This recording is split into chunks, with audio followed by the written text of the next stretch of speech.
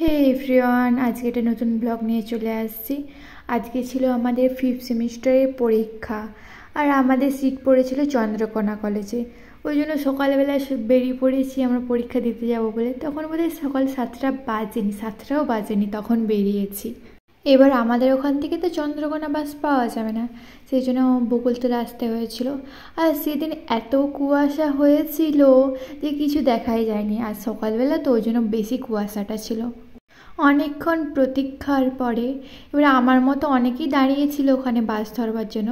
তারপরে ফাইনালি বাসে উঠেছিলাম। এটা ছিল কলকাতা টু চন্দ্রকোনা বাস। বাসটা যেহেতু এক্সপ্রেস বাস ছিল, ওই জন্য আমাদেরকে 1 ঘন্টা 10 মিনিটে চন্দ্রকোনা পৌঁছে দিয়েছে, বকুলতলা থেকে চন্দ্রকোনা। আমরা বকুলতলায় বাসে উঠেছিলাম 7টা 15, আর ওখানে নেমেছি 8টা 25, পুরো পারফেক্ট টাইম।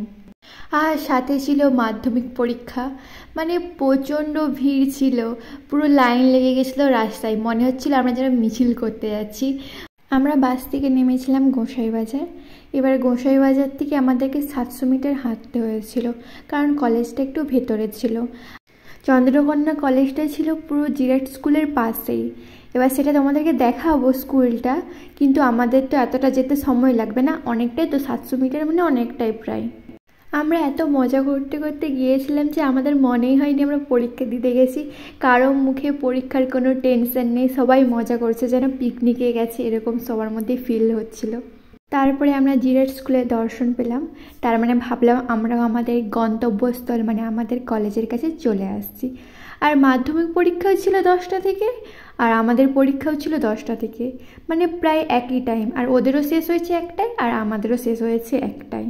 আমরা এই প্রথম চন্দ্রকোনা কলেজ পরীক্ষা দিতে যাচ্ছি, তার কারণ আমাদের আগের 2বার যে হয়েছিল পরীক্ষা তখন নারাজলে হয়েছিল, তাই প্রথম নতুন কলেজ যাচ্ছি, কেমন একটা ফিলিংস হচ্ছে। এবার ফাইনালি আমরা কলেজে পৌঁছে গেলাম। এই যে কলেজের মেন গেট তোমরা দেখতেই পাচ্ছ। এবার আমরা দেখছিলাম যে এখানে আমাদের রোল নাম্বার কোথায় সিট পড়েছে সেগুলো চিপকানো আছে নাকি দেখছিলাম, কিন্তু এখানে নেই, ভেতরে রয়েছিল ওগুলো। কলেজটা ঘাটাল কলেজের মতো অত বড় ছিল না, ছোট ছিল, বাট অনেকটাই সুন্দর ছিল। সামনে একটা বিদ্যাসাগরের স্ট্যাচু ছিল, এপাশে তারপরে ফুলের বাগান ছিল, সেগুলো পরে নেক্সট থেকে দেখাবো। আর ওই পাশে একটা পুকুর ছিল, পুকুরটা হেভি সুন্দর, মানে পুরো পার্কের মতো ছিল। তারপরে আমাদের রোল দেখার পরে আমাদেরকে বের করে দিয়েছে, বলছে এটাই নাকি নিয়ম যে ওখানে ভেতরে থাকা যাবে না যতক্ষণ না পরীক্ষা শুরু হচ্ছে। মানে আমাদের পরীক্ষা 10টা থেকে হবে, আমাদেরকে ঢুকতে দেবে 9:30টায়। আর ওখানে সবাই বসে খাচ্ছিল, আর আমি যেহেতু বাড়ি থেকে খেয়ে গিয়েছিলাম আমার খিদে পাইনি, ওই জন্য আমি দাঁড়িয়েছিলাম। তারপরে সময় হয়ে যেতে আমরা ভিতরে ঢুকে পড়েছিলাম, পরীক্ষাও দেয়া হয়ে গিয়েছিল। এই যে পরীক্ষা দিয়ে বেরিয়ে এই ভিডিওটা করছিলাম তখন প্রায় 1:30টা বাজে। এবার আমাদের পরীক্ষা শেষ হয়ে গেছিলো, আবার সেকেন্ড হাফে যাদের পরীক্ষা আছে তারা কলেজের মধ্যে বসেছিল। এবার ওরা পরীক্ষা দেবে, ওদের পরীক্ষা শেষ হবে 5টার সময়। বাড়িতে যা খেয়ে আসছিলাম, আর এখানে এসে কিছু খাইনি বলে তখন ভাবলাম একটু ফুচকা খাই, ওই জন্য ফুচকা খাবো বলে বাটি হাতে দাঁড়িয়ে পড়েছি, কাকু একটা ফুচকা দাও।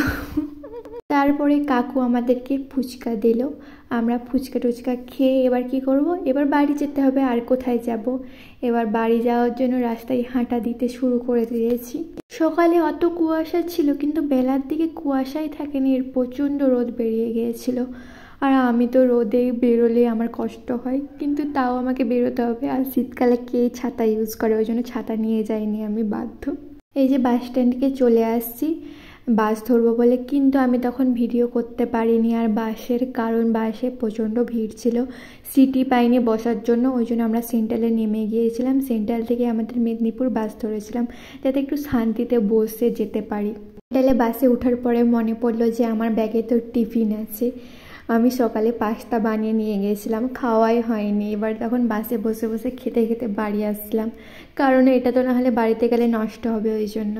তারপরে আর কি বাড়ির কাছে বাস থেকে নেমে পড়লাম। এবার বাস থেকে নেমে বাড়ি যাচ্ছি। আমাদের বাড়ি 5 মিনিট যেতে সময় লাগে সাইকেলে, আর হেঁটে 10 মিনিট লাগে।